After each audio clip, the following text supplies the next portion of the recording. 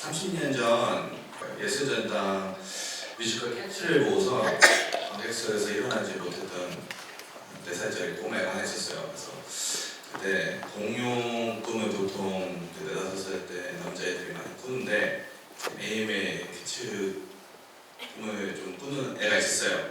그래서 공연장에서 또 새어나오는 조명, 은은한 분위기를 만드는 헤이즈 머신, 그리고 살짝 관객 쪽을 향해 기울어진 무대 위에 있는 그림들, 그 기울어진 무대에서 뛰고 날아다니는 배우들까지 제 눈앞에 실제 고양이들이 있는 것 같은 그 생생한 기억이 지금도 잊혀지지 않는데요. 그렇게 그때부터 뮤지컬을 만들겠다고 맹목적으로 결심한 저는 뮤지컬 연출가가 되겠다고 초등학교 1학년 때부터 고등학교 3학년 때까지 학생기록부 마지막 장래희망 칸에 적힌 똑같은 줄 뮤지컬 연출가 무엇인지 정확히는 몰랐는데 환상을 만들어내는 그 무대를 제 손으로 만들어 보겠다는 그런 열망 하나로 지금까지 이 자리에 왔습니다. 반갑습니다. 뮤지컬 프로듀서이자 연출가 김현주입니다. 이렇게 우연히 캐치를 보고 나서 그냥 뮤지컬 만들고 싶다 이런 꿈을 키워가던 중에 제 인생에서 가장 큰 기적이 찾아왔어요. 2003년 한국 뮤지컬의 대부 설도현 대표님을 만나게 된 건데요. 그해 6월달에 이제 경희대 캐치 공연을 위한 피탑 셔터 큰 텐트형 극장에 설치됐었어요. 그래서 캐치에 완전 빠져있던 저는 이제 학교 끝나고 6교시 끝나고 이제 3시쯤에 경희대니까 이제 지방버스 타고선 이제 그냥 혼자서 갔어요. 그래서 첫 공연을 보러 갔는데 이제 한 도착하니까 5시 10분 정도 됐던 것 같아요. 그래서 로비에서 설레는 마음으로 이제 캐치 노래를 부르던 저를 우연히 지나가시던 서 대표님께서 발견하신 거예요. 그래서 너 이 노래들 어떻게 알아? 이렇게 물으시길래 그때 캐치에 너무 과몰입했던 저는 이제 트레버 나 연출, 질리안 리 안무 막 제가 알고 있는 모든 캐치 상식부터 시작해서 막 이거는 몇 번 받고 DVD를 몇 번 보고 막 이렇게 보냈어요. 근데 어떻게 보면 그때 대표님께서 최근에 말씀해 주셨는데 그때 본인도 이제 은행에다가 큰 돈을 빌리고 이제 캐치를 새롭게 라이센스를 시작하던 터라 본인도 엄청 떨리고 있었는데 이제 로비에서 조그만 애가 조마조마하니까 조그마하진 않았어요. 그때도 좀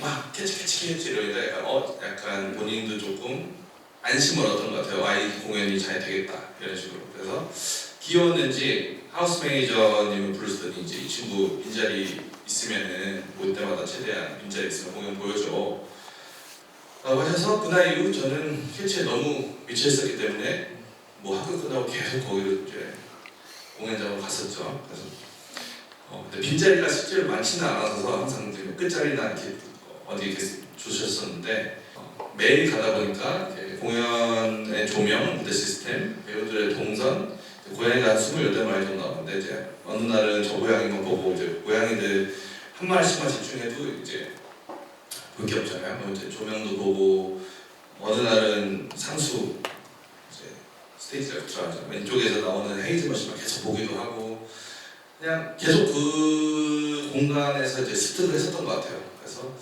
그렇게 세세히 관찰하면서 이제 뮤지컬 연출가 뭐 프로듀서 이렇게 꿈을 더 붙였던 것 같습니다. 그래서 그때 경험이 제가 앞으로 다가올 많은 도전을 이제 다이브하는데 많은 큰 힘이 되었던 것 같습니다.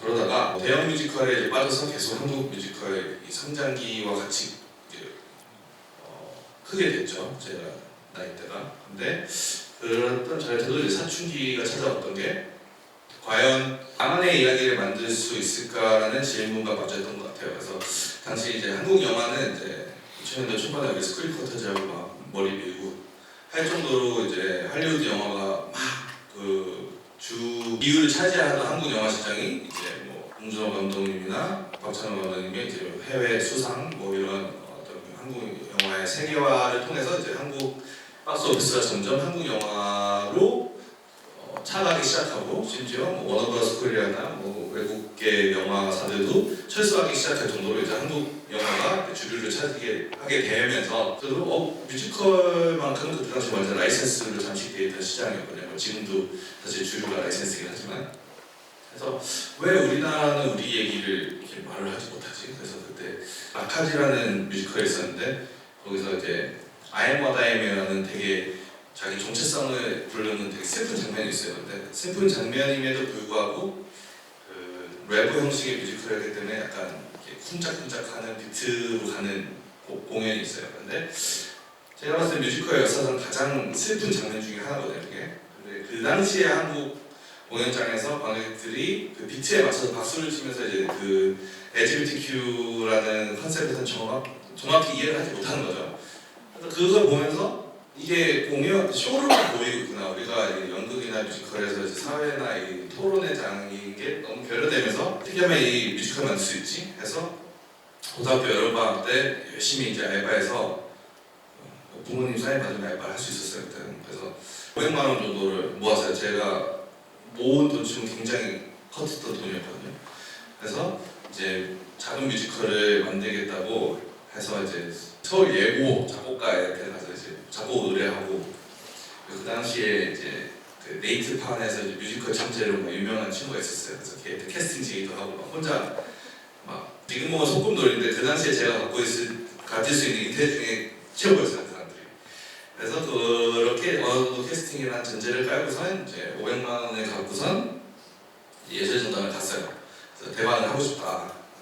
그래서 봤더니 이제 가서 들었던 대답은 너무 충격적이었던 게 그 금액으로는 반나절도 대관할 수 없었고 그리고 스피커나 뭐 이런 조명은 아예 포함이 안 된 거더라고요. 그냥 극장 자체가 어두운 극장이 이제 들어가는데 500만 원이었고 근데 이제 그렇게만 말하셨으면 상관이 없는데 그때 그 예술전당 직원분이 저한테 말했던 게 이제 라이센스가 가득 찬 한국 시장에서 창작 뮤지컬을 올리겠다는 건 좀 호기로운 소리다라고 말씀하셔서 이제 질풍노도였던 저에게 엄청난 승부욕을 던졌죠. 그래서 그때 결심했어요. 이제 라이센스 그러니까 해외에서 왔다는 이유로 왜냐면 그때 당시 브로드웨이, 오프브로드웨이 이름만 웨스트엔드 이름만 들어가면 작품성이 보장이 되는 것 같았었거든요. 그래서 그런 이유로 작품의 예술성과 상품성이 높아진다면 뮤지컬 본토 뉴욕에 가서 이제 한국 뮤지컬을 만들고 그거를 다시 한국으로 수출시키면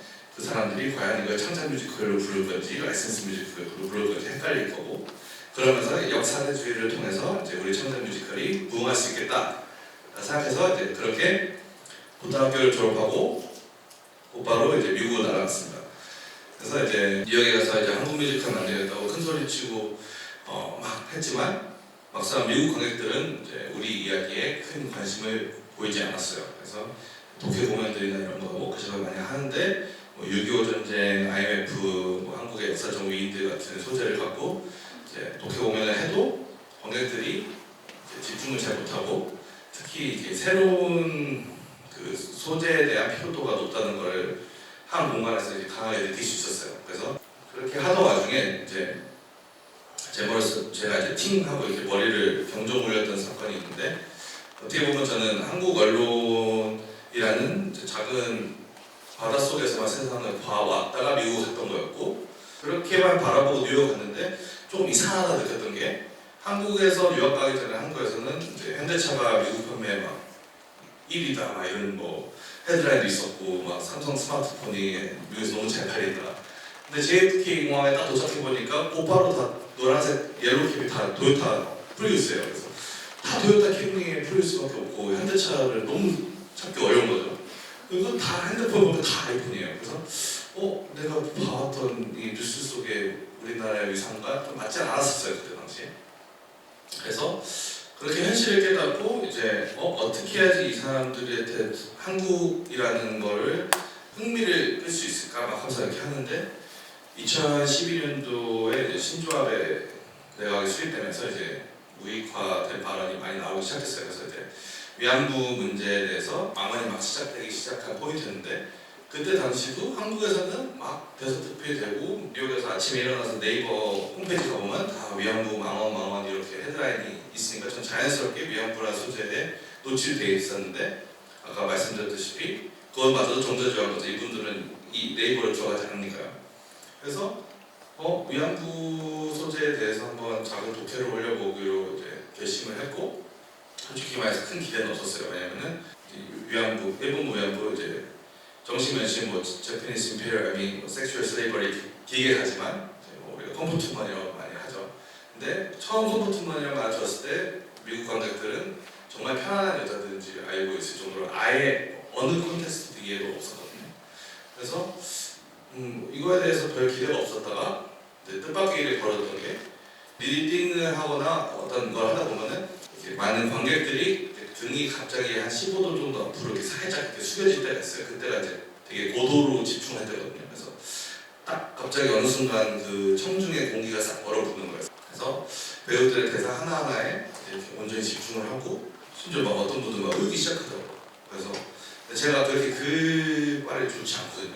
근데 어떻게 보면 이 스토리라인과 이 서브젝트 자체에 이미 딱 클릭이 되더라고요. 그래서 이거는 전달할 가치가 있는 뮤지컬인 것 같다 해서 그날 처음으로 한국을 떠나서 이 이야기 하나로 세상과 좀 커넥션이 될 수 있지 않을까라는 가능성을 보았고 그렇게 해서 이제 컴퓨터만 시작이 되었고 이제 작품과 대본을 이제 완성을 해서 작곡가님도 간신히 구해가지고 이제 극장을 대관하는 일이 남았죠. 그래서 저번에 예술에다 500만 원 허탕의 사건을 이제 교훈으로 삼아서 이번에도 이제 이메일에 대관 기획서, 대본, 음악 샘플을 이제 뉴욕에 있는 극장들한테 보냈어요. 근데 답장이 없는 거예요. 그래서 그때까지는 저는 아직 이렇게 생각했어요. 내가 아직 신인이어서 그렇구나. 아니면 내가 아시안이라서 무시당하는 건가? 아니면 뭐 별의별 스스로 이유를 만들어가면서 자기 협력을 엄청 많이 했던 것 같아요. 그렇게 아무 일도 일어나지 않던 어느 날 제가 이제 제 스스로 충격이 있던 사건이 뮤지컬 만들겠다고 뉴욕까지 왔는데 제가 제작비 만들겠다고 이제 한 식당에서 막 알바를 했었거든요. 팁을 조금이라도 더 받겠다고 이제 막 반찬을 나르고 집에 와서 딱 누웠는데 손에서 가입이랑 마요는 잘 안 없어지는 거예요. 그래서 이게 생계를 위한 일이 돼버린 거죠, 어느 순간에. 그래서 그때 결심했어요. 이제 알바를 관두고 다음날부터 이제 뮤지컬에 다시 이걸 어떻게든 좀 해보겠다고.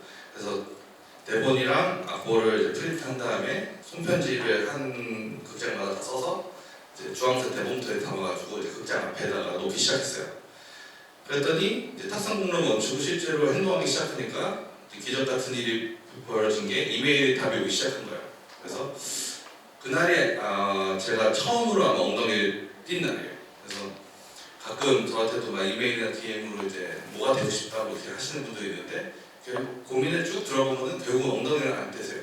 계속 고민만 하다가 실행을 잘 안 하시더라고요. 근데 저도 그때 당시에 아픈 청춘이었고 고민만 했었던 거예요. 근데 처음으로 엉덩이 띄고 뭘 하니까 아무튼 답은 오더라고요. 그래서 가장 우호적이었던 세인트 클라이맥스 극장과 대관 계약을 하고 이제 나중에 극장주가 말하더라고요. 그때 저 편지랑 대본 그리고 막 미팅 때 막 열정적으로 말했던 모습이 귀여워서 좀 도와주고 싶었다. 그래서 대관료도 깎아주고 그랬던 거. 그래서 대관이 끝나고 이제 오디션을 이제 공고를 해야 될 거 아니에요. 그래서 공고를 올려가지고 이제 한국에 OTR이라는 사이트가 있는데 미국에는 이제 백스테이지라는 사이트에 배역 이름이랑 그 배역의 국적, 한국인 명시하고 기대반 불안반으로 오디션에서 기다리고 있었어요. 근데 이제 오디션 스튜디오 매니저가 이제 똑똑하고 나오더니 이제 미스터 킴 대관을 좀 더 늘려야 될 것 같아 이렇게 얘기하더라고요. 그래서 저의 개인적 마음은 나 돈이 없어서 4시간밖에 못 냈는데 이거였는데 그 매니저가 나오라고 해서 보래요. 그래서 봤더니 복도부터 엘리베이터까지 쫙 아시안들로 이제 줄이 서 있더라고요. 그래서 처음에 4시간만 하려고 빌렸었다가 이제 결국 4일 동안 오디션을 진행을 해야 됐었어요. 그래서 왜 그랬나 이렇게 생각을 해보니까 미국에서 아시안 배우들이 사회에 자리가 없었던 거예요. 그래서 한 18%, 19%의 인구를 갖고 있거든요. 아시안 아메리카들이 미국에서. 근데 이제 브로드웨이에서 2% 정도 미만의 항상 캐스팅률을 보이고 있었으니까 인구 대비를 사실 전혀 맞지가 않죠. 그러던 장에 이제 아시안 롤을 딱 한다고 하니까 갑자기 오디션이 막 올렸던 거고 실제로 수많은 아시안들이 왔었고 거의 뭐 아시안 게임 같은 느낌이었어요. 막 그런 보지 못한 아시안 게임이 막 다음 나라도 등장하고 그리고 수많은 일본계 배우들이 오션을 보러 왔어요. 그래서 일본군 위안부를 다룬 작품에 일본 배우가 참여한다는 것은 약간 정치적 상황과 자신의 꿈을 향해 이제 도전하는 일이죠. 그래서 그때 제가 깨달았어요. 아, 내가 뉴욕에 사는 한국인이 아니라 아시안 아메리칸이구나.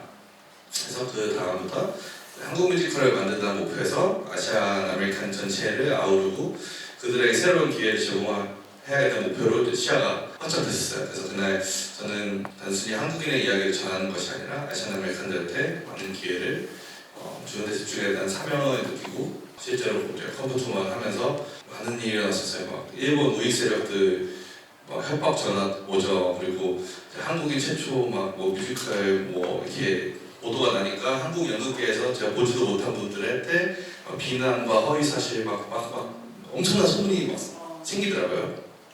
그리고 미디어에 제 얼굴이 자주 노출되다 보니까 예상치 못했던 타인들의 평가도 많았고 그리고 특히 이렇게 뭔가 최초 이렇게 이런 게 붙게 되면은 그 자체로 저를 불편해하는 시선을 마주치기도 하고 제가 정말 열심히 노력하고 했던 것도 운, 여행 혹은 꼼수, 뭐 네트워크 아빠가 SBS 사장이라는 소문도 있었어요.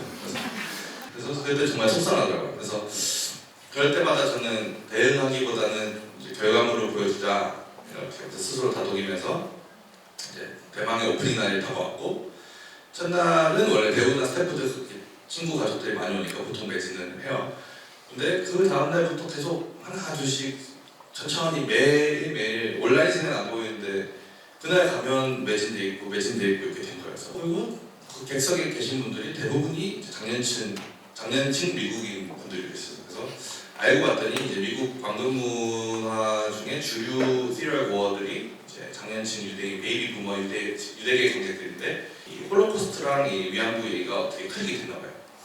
그래서 그들에게는 이 소재가 이제 홀로코스트가 비슷하다 보니까 유선 전화로 이 곡을 봐야 된다면 입소문이 이제 돌기 시작했고 그 결과로 이제 공연이 계속 매진되기 시작했어요.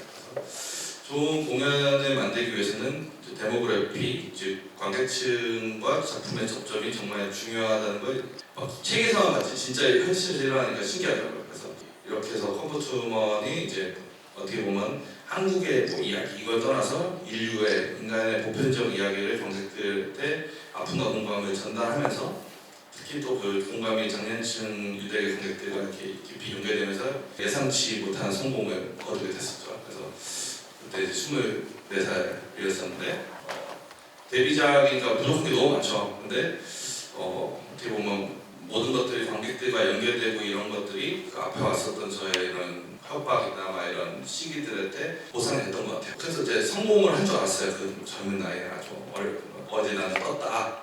조선일보도 나오고.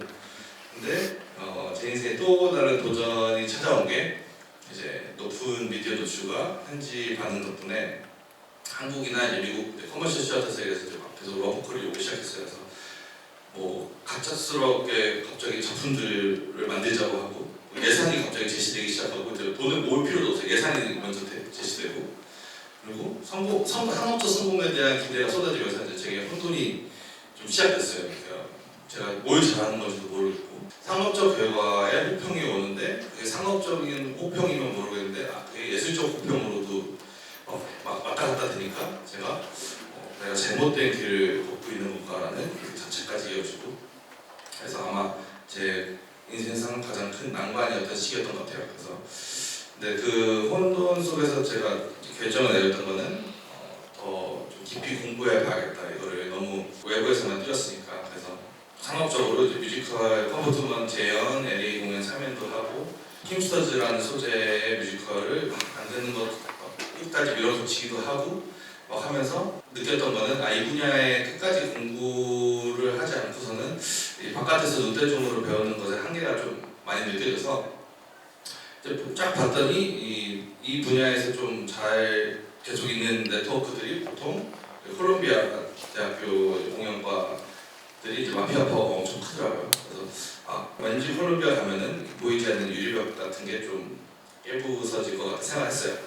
그래서 1년에 이제 MFA 프로듀싱과 6명을 뽑는데 운이 좋게 이제 장학금도 받으면서 하며 입학을 하게 됐어요. 그래서 저한테는 콜롬비아가 약간 호가트 같은 곳이었거든요. 그래서 뮤지컬의 마법을 배우고 제가 상상으로만 그리던 브로드웨이 시스템을 중심에서 경험할 수 있는 곳이었어요. 그래서 첫 주에 관련법과 규정을 나열한 팩티스를 받았을 때 제가 여태까지 받았던 벌금들이 다 설명이 되어 있더라고요. 그래서 이거 알면 벌금을 안 낼 수 있었구나. 그리고 되게 콜롬비아 수업은 이제 단순히 할렘에 있는 캠퍼스에서 이루어지지 않고 웬만하면 브로드웨이 현역에 있는 활약하는 교수님들이 42번가 브로드웨이 극장에서 오피스에서 직접 수업을 진행하셔서 지금 현재 마케팅 같은 경우 현재 브로드웨이에서 올라가는 공연들 그리고 극장 매니지먼트 프로듀스 모든 게 다 그냥 현재 그냥 공연을 갖고서 수업을 했었거든요. 실질적으로. 그래서 그렇게 3년 동안 정말 행복한 시간을 보냈었던 것 같아요. 그래서 매일같이 새로운 것을 배우고 졸업이 점점 다가오니까 소문대로 약간 막 자소서 같은 거 보면은 하버드 가면은 이런 것들 있잖아요. 그런 것처럼 진짜 브로드웨이 GM 펀들에서 스카우트 제의가 오기 시작하더라고요. 그래서 이제 다 끝났다. 연극 하면서도 돈 벌 수 있구나. 막 이러고 있었던 타이밍이었어요. 하지만 모든 계획은 2020년 이제 코로나19 팬데믹으로 멈췄고 모든 극장이 폐쇄되고 자연스레 브로드웨이 GM 펀들도 하나둘 문을 닫기 시작했어요. 그래서 브로드웨이 화려한 조명이 꺼지고 공연이 없어진 뉴욕은 저한테 그야말로 지옥이었습니다.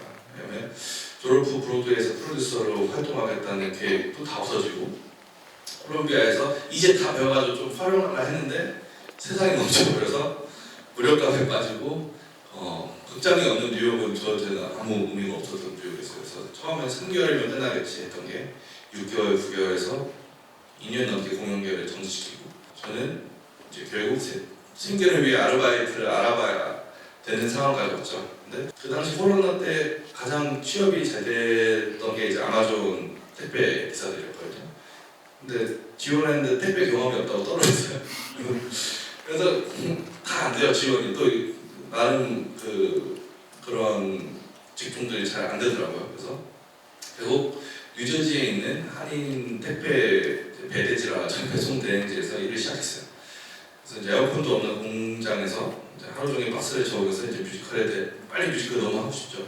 그러다가 이제 배대지가 이제 해외에서 주문한 거를 거기서 다시 재포장해서 한국으로 보내는 건데 생각보다 엄청 다양하고 조그만 희소성 있는 물건들이 많더라고요. 그래서 유행한 액세서리부터 막 자꾸 특별한 피규어까지. 그래서 그때 뮤지컬도 이렇게 접근하면 어떨까라는 생각이 들었어요. 길고 복잡하게 보이는 뮤지컬을 조금씩 잘라내서 소품 콘텐츠를 만들면 MZ세대들 더 가까이 다가갈 수 있지 않을까.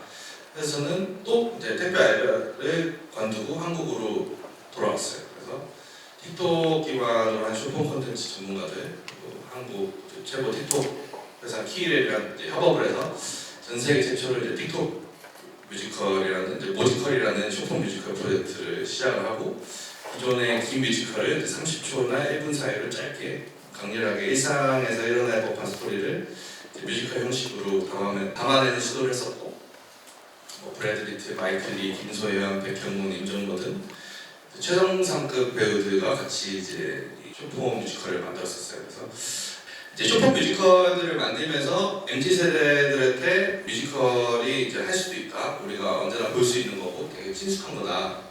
그런 거 보여주면서 지금은 이제 한국 내에서 새로운 관객들한테 다가가기 위해서 작년에 이제 뮤지컬 마리키리를 뮤지컬 최초로 이제 팝업 스토어를 이제 성수동에서 진행을 했었고 올해도 이제 제시카 슈퍼스타를 이제 팝업 스토어로 성수동에 해서 이제 일반 관객들, 그러니까 뮤지컬 팬들을 더 넘어서 관심을 가져야지 이 산업이 발전할 수 있기 때문에 이제 저희는 일반 관객들과 이제 뮤지컬을 몰랐던 분들도 뮤지컬을 체험해서 뮤지컬의 광고 운동 참여하게 하는 인프라 운동을 진행 중이고 이 인프라 운동을 상업주의적으로만 하기보다는 사실은 내수 시장이 커지고 해야지 다시 청년 뮤지컬이나 이런 걸 만들 수 있는 시장이거든요. 그래서 지금 우선 새로운 데모그래피 성립 그리고 사람들한테 뮤지컬에 대한 소재가 무겁지 않다는 이런 메시지를 전달하면서 이제 한국의 청년 뮤지컬을 다시 부흥시키려고 노력하고 있습니다.